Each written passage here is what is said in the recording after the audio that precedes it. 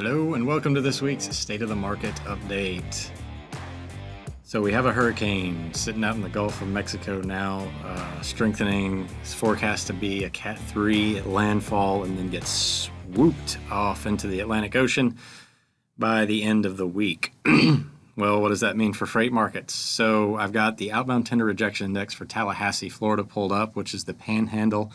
It encompasses all the way from the middle of the state all the way over to Mobile area, or Pensacola, I should say, which is right next to Mobile, Alabama. So we're seeing a little bit of an increase in tender rejections. It shot up a good 1.5 percentage points, or 150 basis points over the last day, as people probably are figuring we need to get out of here. Not that unusual or unexpected. However, this is not a large freight market. Tallahassee has like 0.6% of the total outbound volume, or 0.06%, I should say, of the total outbound volume in the country.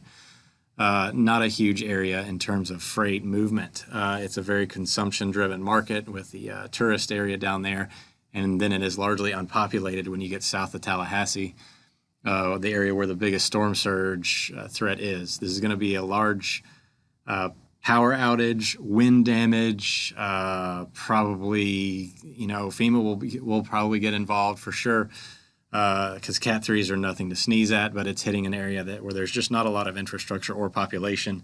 Fortunately, they've had enough warning to get a lot of the people out of there in time. So what this will mean for freight markets is watch out for the FEMA impact, as I'm sure they're already positioned in the area.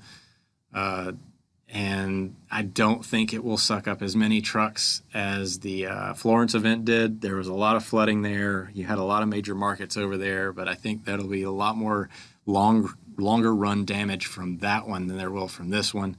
This one will be a short-term power outage event, not necessarily something that is going to really suck up a ton of capacity.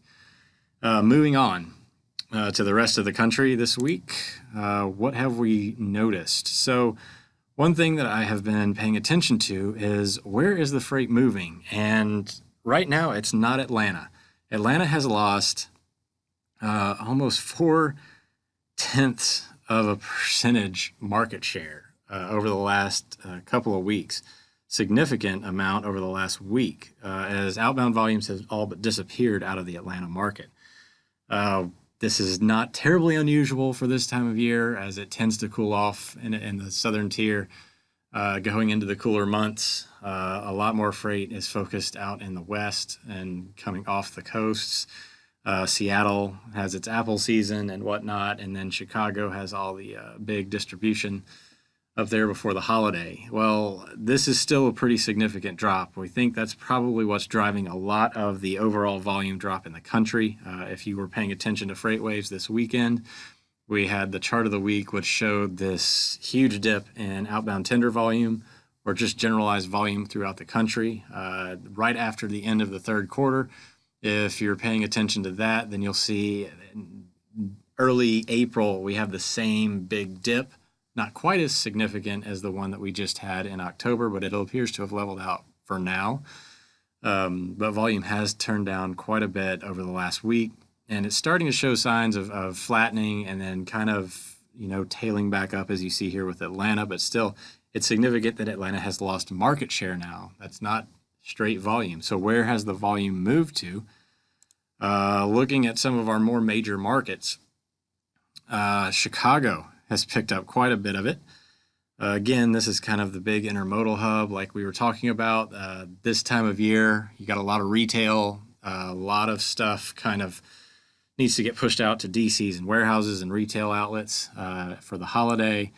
A lot of the volume has come in from LA and been railed over there. They put it into warehouses. So Chicago has grabbed up a ton of this volume here. If I'm an asset carrier, I'm looking to position my fleet in this area, as I know I'm going to be able to get loads out more than likely, considering that it has shot up quite a bit, almost as much as Atlanta has lost. And then my other market that I like to look at this time of year, Los Angeles. Los Angeles has picked up also the other half of Atlanta's market share that Chicago picked up. So Los Angeles and Chicago are both the big winners. Atlanta, for now, is the big loser in terms of volume. Los Angeles is kind of the key area to watch as we enter into the holiday season. Los Angeles to Dallas lane hits its secondary peak, which is more significant than the primary peak in late June. Something to watch as the season rolls on. I don't think it's going to be quite as significant as the one we had last year, but we'll see. So far, signs have pointed to a little bit cooler freight market than we had last year. We don't have the hurricanes kind of running rampant through the market like we did last year, nor is the volume as significant just yet. Again, we're just entering a cooler period of time. Over the next 2 to 3 weeks, we should know more about all the holiday volumes, as that it is still expected to be a pretty decent holiday season. So stay tuned to more State of the Market updates. Have a great week.